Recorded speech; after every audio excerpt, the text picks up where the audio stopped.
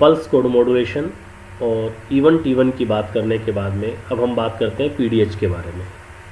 ये पूरा एक चेन सिस्टम है। यदि आपको पल्स कोड मॉड्यूलेशन के बारे में जानकारी नहीं होगी तो आप PDH SDH के बारे में पूरी जानकारी नहीं प्राप्त कर पाएंगे। पल्स कोड मॉड्यूलेशन भी हमें पता होना चाहिए।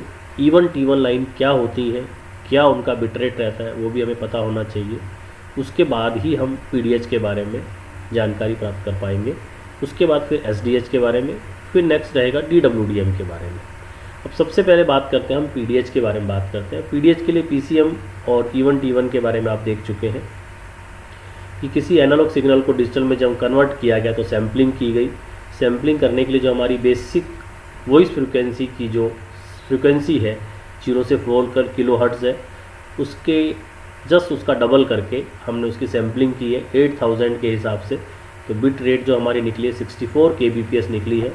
उसका जो क्वांटाइजेशन किया जाता है, जिन लोगों ने क्लास लेट ज्वाइन की है वो जानना चाहेंगे। क्वांटाइजेशन के बारे में बात की गई थी कि सेंटर लेवल, इस सेंटर लेवल जो है हमारा, सेंटर लाइन जो है हमारी, सेंटर लेवल से मतलब सेंटर लाइन जो है, इस लाइन से जो ऊपर के लेवल के अंदर इस सिग्नल को कट किया जाता है और नीचे के लेवल पर वापस कट किया जाता है, इसको क्वांटाइजेशन करना कहते हैं। यूनिफॉर्म क्वांटाइजेशन और नॉन यूनिफॉर्म क्वांटाइजेशन था।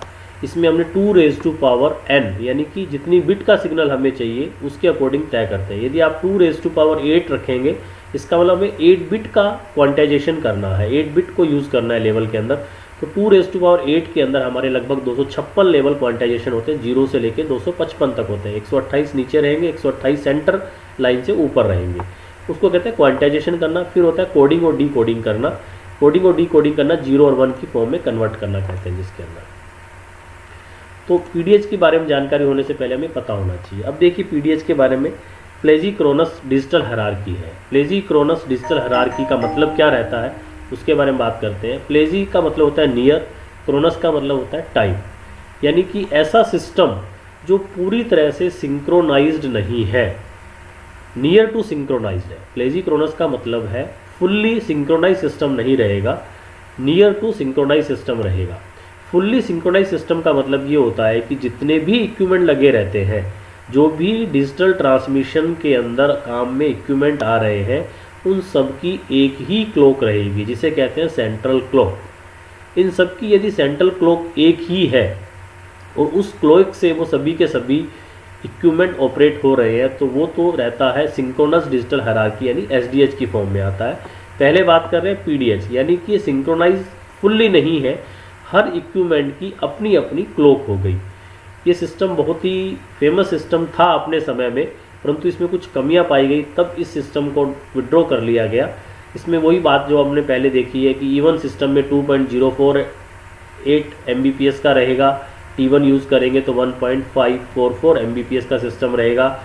हिंदुस्तान में जो सिस्टम यूज़ हो रहा है वो 2.048 E1 का सिस्टम यूज़ हो रहा है। अब देखिए ये पूरा PDH की आपके सामने एक स्लाइड दिख रही है। PDH वास्तव में काम कैसे करता है वो देखिए आप पूरा। PDH का मिनिमम जो बिट रेट यानी जो चैनल दिया जाता है इसको, वो मिनिमम रहता है 2.048। E1 का यूज़ किया गया जिसे E0 बोला जाता है। 64 kbps की बात अपन कर चुके थे, 2.048 की बात कर चुके हैं। ये कैलकुलेशन कैसे है, 64 kbps हमारा बिट रेट है बेसिक चैनल का, 64 × 32 करके 2.048 बना।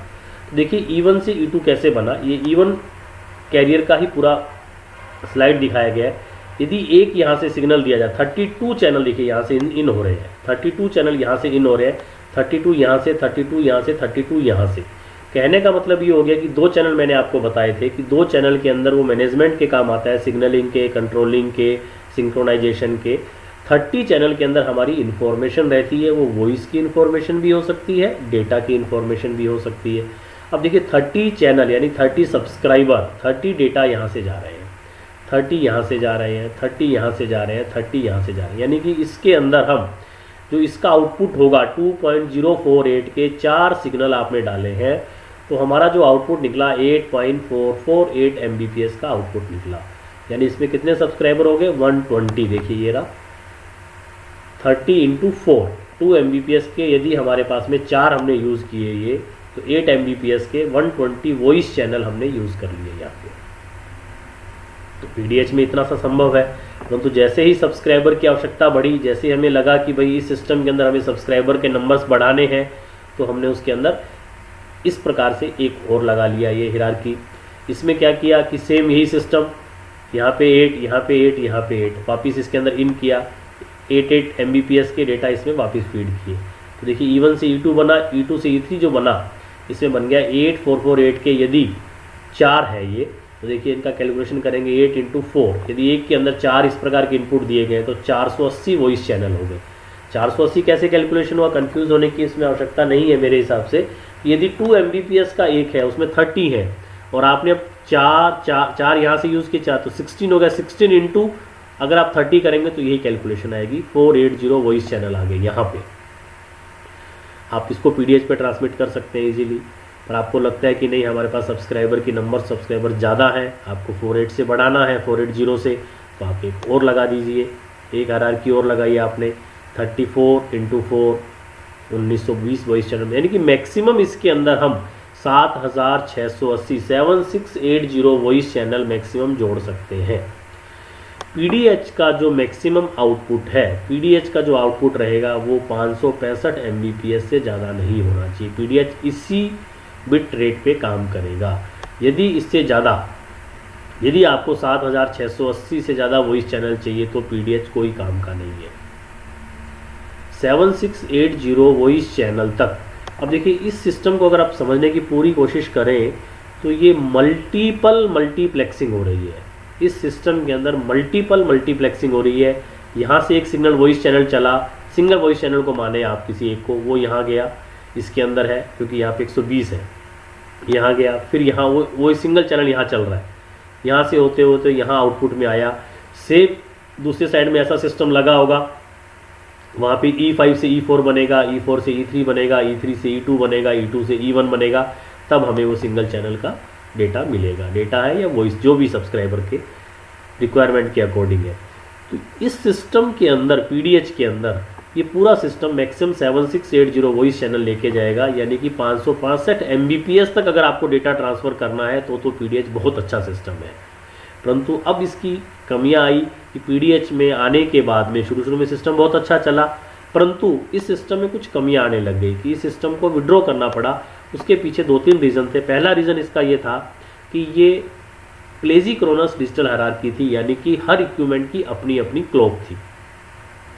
मान लीजिए कि जो सिग्नल इस समय यहाँ से चला, यदि इस इक्विपमेंट की क्लॉक ने सामने वाले एंड की क्लॉक को सिंक्रोनाइज नहीं किया तो सिग्नल या तो डिस्टर्ब हो जाएगा या हमें नॉइज़ के साथ मिलेगा, या जो बात हमने कही गई है वो बात प्रॉपर वहाँ तक नहीं पहुँच पाएगी।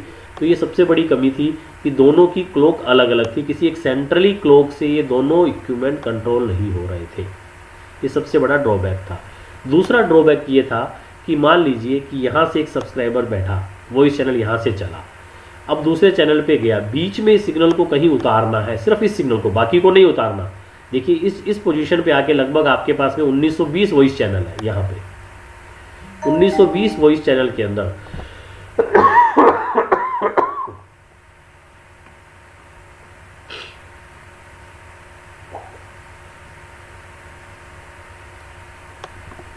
यहाँ पे आपके पास में 1920 चैनल है।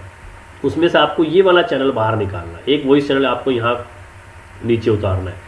यहाँ नीचे उतारने का मतलब आपको ये सेटअप और ये सेटअप वापस पूरा लगाना पड़ेगा। एक सिग्नल को आप बाहर नहीं निकाल पाएंगे। ये भी इसका था, यानी कि इस फैसिलिटी को बोला जाता है ऐड एंड ड्रॉप करना। यानी कि आप यहाँ पे इस सिग्नल को यहाँ जोड़ना चाहे तो यहाँ नहीं जोड़ पाएंगे। यहाँ जोड़ने का मतलब है कि आपको ये सेटअप लगाना पड़ेगा पहले, तभी आप यहाँ सिग्नल जोड़ पाएंगे। मैक्सिमम आउटपुट ध्यान रखें 565 Mbps रहता है पीडीएच का। मिनिमम जो इसका इनपुट है वो 2.048 Mbps है। ये E1 कैरियर को यूज़ करते हुए प्लेजिक्रोनस डिजिटल हायरार्की की टेक्नोलॉजी को बनाया गया था। अब देखिए इस प्रकार से ये पूरी फ्रेमिंग का इसका तरीका बताया गया है। जो 2048 की अपन ने बात की थी, किस प्रकार से Mbps है, 30 वॉइस चैनल थे, एक सिग्नलिंग का चैनल है, एक सिंक्रोनाइजेशन का चैनल है, ये उसकी कैलकुलेशन बताई गई है। ये पूरे बिट जा रहे हैं 30 चैनल के अंदर। हमारा E1 का ये फ्रेम फॉर्मेट है पूरा का पूरा। ये डेटा जाने का सेम वही चीज़ वापस बताई गई है। अब इसमें लेवल डिसाइड किए जाते हैं। जो PDH हायरार्की है, इसमें जो हमारा स्टार्टिंग का 64 kbps का जो हमारा मेन इनपुट रहता है उसे बोला जाता है DS0। सिंगल चैनल जो होता है वो उसे बोला जाता है DS0। ये अलग अलग नाम दिए गए हैं, E1 carrier, T1 carrier, J carrier. Generally हमने E1 और T1 के बारे में ही पढ़ा है, पर इंडिया के अंदर E1 कैरियर ही यूज़ किया जाता है। मिनिमम 64 kbps का इसको सिंगल चैनल का इनपुट दिया गया। मैक्सिमम जो लेवल 5 पे मिलता है 565.148 Mbps का मिलता है। डिजिटल हायरार्की जो PDH की थी उसमें जो कमियां थी मैंने आपको क्लियर की है। एक तो सबसे बड़ी बात, सेंट्रल क्लॉक नहीं है। दूसरा, एड एंड ड्रॉप फैसिलिटी नहीं होती। अगर आपको रास्ते में कहीं सिग्नल उतारना है, जैसे बीकानेर से जयपुर आप चले हैं और रास्ते में यदि सीकर में सिग्नल उतारना है तो आपको सेम ऐसे का ऐसा सेटअप सीकर में भी लगाना पड़ेगा, तभी आप उस सिग्नल को वहाँ पे प्राप्त कर पाएंगे, अन्यथा सिग्नल हमें नहीं मिलेगा। तो जयपुर से सिग्नल को वापस घुमा के सीकर लाने के लिए नया सिस्टम लगाना पड़ेगा।